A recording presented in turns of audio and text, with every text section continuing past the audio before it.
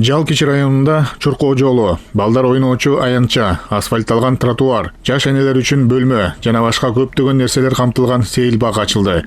Ал мурдагы Батуми кафесинин ордуна салынган. Биз ошол компаниялардын өзлөрү компаниялар келип демилгесин көтөрүп ушу паркты орто дегенде биз бергенбиз. Мэриянын уруксатын алдык албетте. Ошол эле учурда айта кетчү нерсе, бул парктын курулуш иштери жай айлары башталып атканда башталган, то есть июндун башында жана азыркы учурда мынакей 3 айдын ичинде жумуштары толук бүтүп, бүгүнкү күндө жумуш берилүүдө. Бүгүн 1-сентябрь.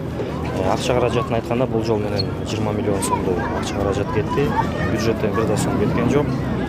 Дагы бир жолу айта кетчү нерсе, биздин ошол курулуш компаниялардын демөөрчүлүгү тарабынан курулган биздин сейилбак болду.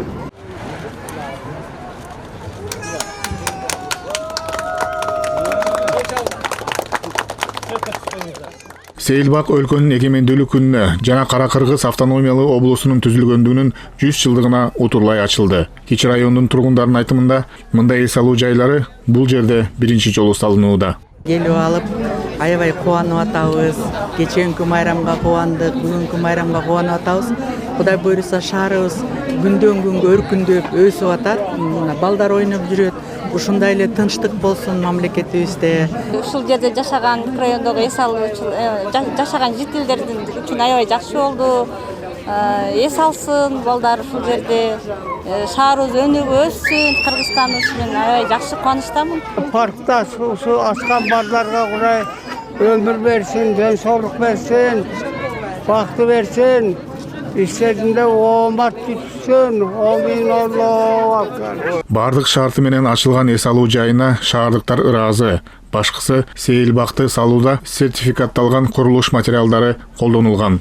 На этом парке спроектировали воркаут-зоны, пеленальные комнаты. Өзүңүздөр көргөндөй адамдардын эс алуусуна бардык шарттар каралган. Кичинекей балдарга атайын коопсуздук аянтчаларды курдук. Воркауттар, бала жана эне бөлмөлөрү жана даараткана курулду. Бизге болгон ыраазычылык бул элдин маанайы. Мындан ары да ушундай сейилдөөчү жайларды курууга биз даярбыз. Соответственно, мы будем дальше стараться.